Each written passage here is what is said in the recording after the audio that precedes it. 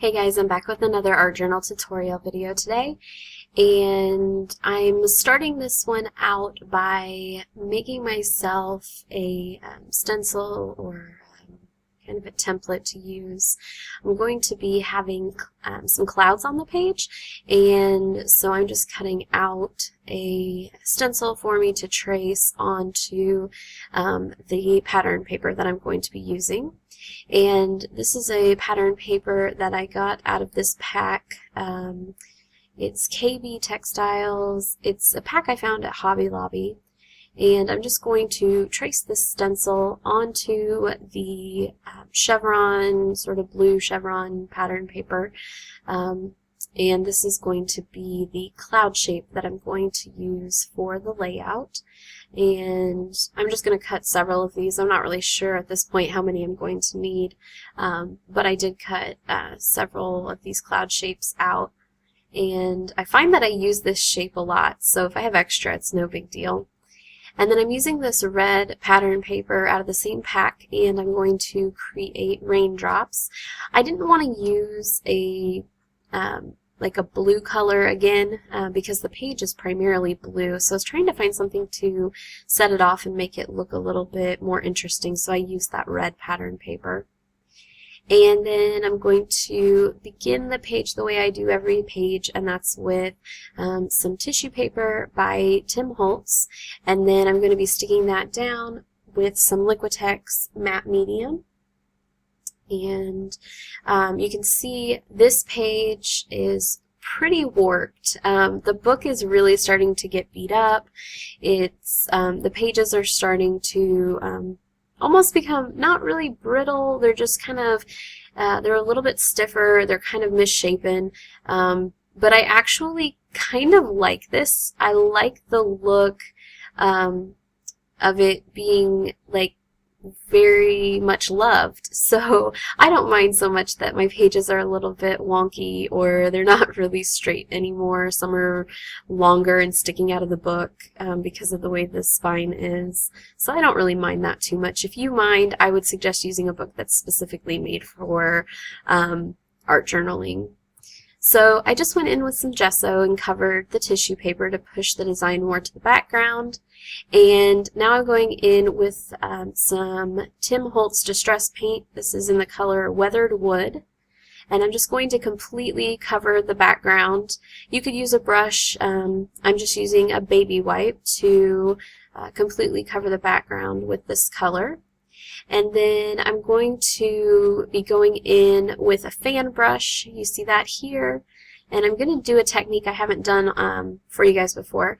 I'm using some more distress paint. This is in the color Salty Ocean.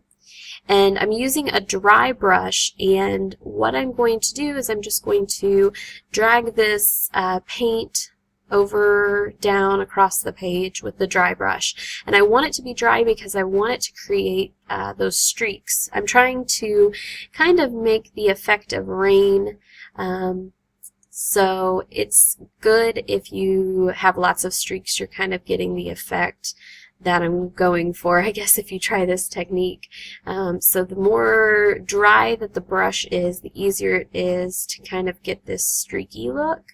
And you'll see it's so dry it's kind of hard to get it all the way to the bottom of the page. So I'm going to go in and add some more paint where it's needed so that I can drag this color in this kind of streaky pattern all the way to the bottom of the page. And I'm just going to cover both pages this way, just going up and down. You want to hold the brush so that the fan is flat when you do this. If you hold it the other way, you won't get the effect of the streaking. And I'm not sure if you guys can see it. It's if you're zoomed in a little bit, or if you're looking at it closely, you would be able to tell. You can probably see it in the pictures at the end of the video. And then my last color that I'm going in with this Tim Holtz Distress Paint is Pickled Raspberry. And I'm actually going to, I'm not going to put it directly on the book because I don't want a lot of this color. This is just there to break up the page and to look interesting. So I'm actually going to load up my brush, and then I'm going to wipe quite a bit of the color out, and then I'm going to drag it down my page. And you'll see it, it's not super obvious. It is it is noticeable, but it's not overwhelming the color. This page, like I said, it has a lot of blue, different elements on it, so I wanted a different color to try to keep it interesting, but I did want it subtle, so this is how I achieved that. And you can see I'm just going back whenever my brush gets completely dry, and I'm loading up some more color, and I'm not doing a whole lot of this, but I am just making sure that there is some interesting little pink areas throughout the page. And if you notice that any areas are really white, you could go back in with some of that salty ocean blue color, but I kind of like the white gesso showing through a little bit, so I was pretty happy with this.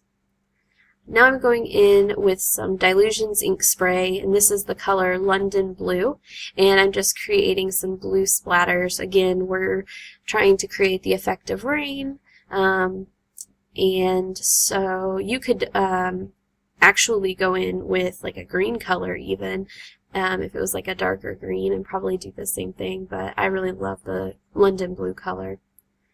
Now I am going in with my Liquitex matte gel, and I'm just going to stick down all of the cloud shapes that I have created, and I want to make sure that once I've got them all stuck down, I go over those shapes over the top and around the outsides with the matte gel, because I want to seal them and make them non-porous, so I can create some smudging and shading blending effects later. And once I have those completely covered with that matte gel, I also went in and I stuck down my raindrop shapes as well, using the exact same technique. I just stuck them down and then I sealed them off with the matte gel. And now I am going to be stamping the phrase, and the phrase for this page is "Storms don't last forever." And I'm just using some StazOn ink in the color Jet Black, and the stamp set that I'm using is actually just a cheap set that I think I got at Target, but I think I paid like $3 for it, but it's one of my favorite sets. The letters are really fun, and I just love this stamping set. I've been using it more and more lately.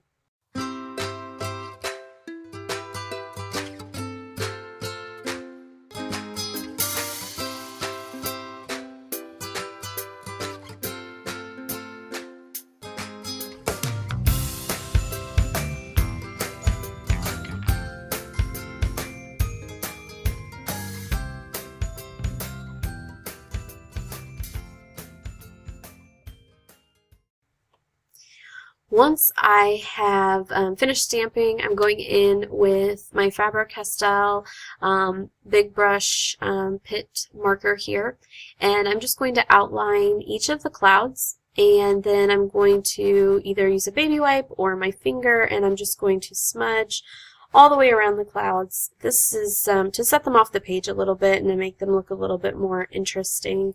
I'm going to just go all around the outside of each cloud, and it doesn't have to be nice and neat, just kind of smudge it all around. I try to get a little bit on the cloud paper and I try to get a little bit on the background paper, both. This kind of, I don't know, it makes it look kind of interesting to me. If you think it looks too dark, or you don't like the way it looks, just touch it up with a baby wipe, and it's really, it's really easy to move around because you've put that matte gel down.